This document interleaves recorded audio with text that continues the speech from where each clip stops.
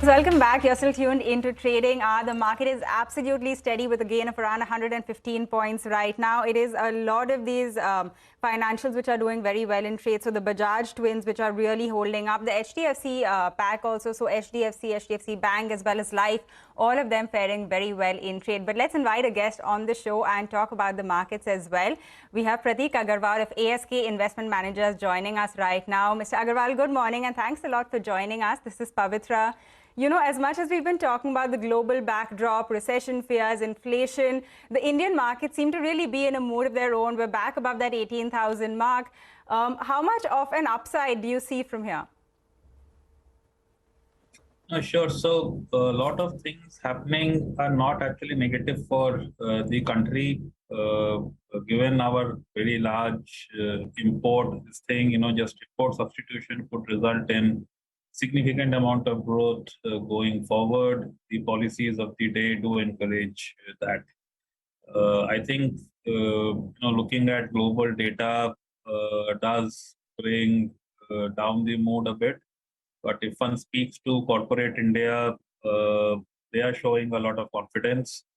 If you look at capex cycle, all parts of capex, be it household in buying houses, corporate for putting up new plants, and government is looking up. It's no longer a drag on the economy; it's an engine of growth. So that is something that as Indian investors, we need to be focused on. It is still, good growth outlook is still positive. Yes, depressed global scenario does pull down our growth from, or rather versus what it could have been. In terms of valuations, we are, I think, back to levels which are sustainable. Close to 18K on the Nifty. Let me put it this way: 93 till now. Earnings and market compounding have kind of mimicked each other. And that is one measure of it being fair. So going forward, one should again expect earnings growth kind of compounding from here on. On 10-year PE, which is something that I look at, we are at sustainable levels. Yes, bond yields to earnings yield does point to bonds being favored over equities just now, which again means that we should see some amount of consolidation. Time correction can correct it. Or yes, if yields fall with fall in inflation. So in some sense, that is what we are looking at.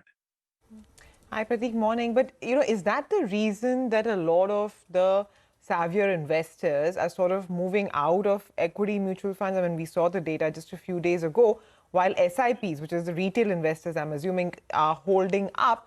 Looks like lump sum money is moving out.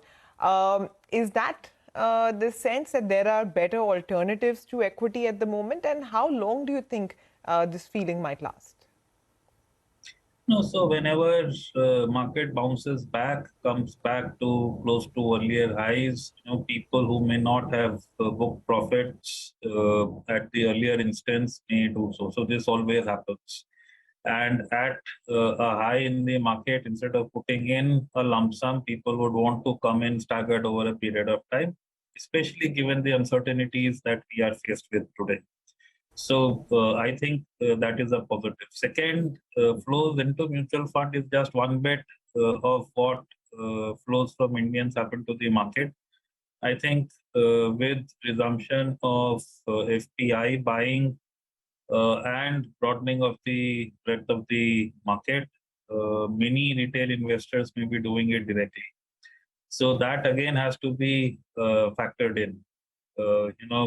I see flows from Indians into equity markets as very secular. Yes, it can have its ups and downs, but given the low percentage of equities in the asset book of an Indian, I think the journey has just about started. We have a very long way to go.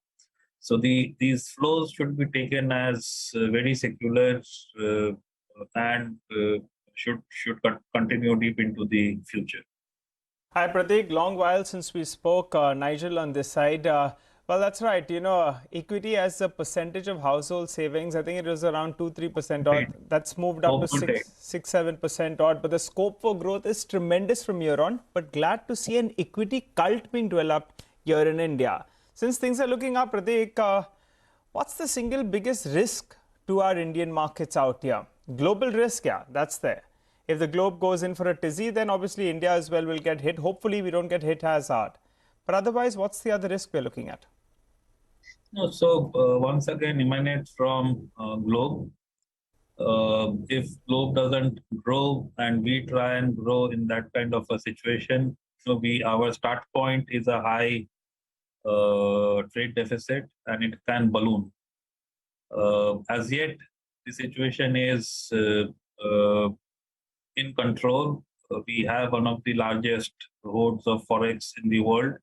And that's again one reason why our markets are able to function normally and respond to earnings, unlike many other emerging markets.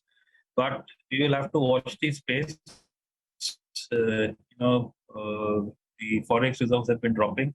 We are down 90 billion at a pretty rapid pace. Another 90-100 billion down would make our import cover, I would believe, just about 7 months or so. 7 to 8 months, and that is when we may see Indian policy making getting more neutral and less positive for growth, because it cannot happen that we continue to grow so strongly, sucking in imports, and slowly you continue to see forex getting lowered. As of now, very sustainable. I think up till $400 billion, it should be sustainable. But if it goes below that, we would have to watch this space. Secondly, what also happens is if forex goes out, there is automatic tightening that happens. RBI buys rupees, sells dollars abroad. So unless it, on the other hand, increases liquidity in the system in some manner, we may end up seeing more neutral monetary policy and maybe getting onto the tightening side sooner than expected, which may not be pro-growth. All right, Mr. Agrawal, we take that point. We would have loved to, chat a little bit more, but unfortunately, we're really out of time. So we have to end this conversation over here. Hopefully, we'll have you back on the show very soon. With that, it's time for a short break.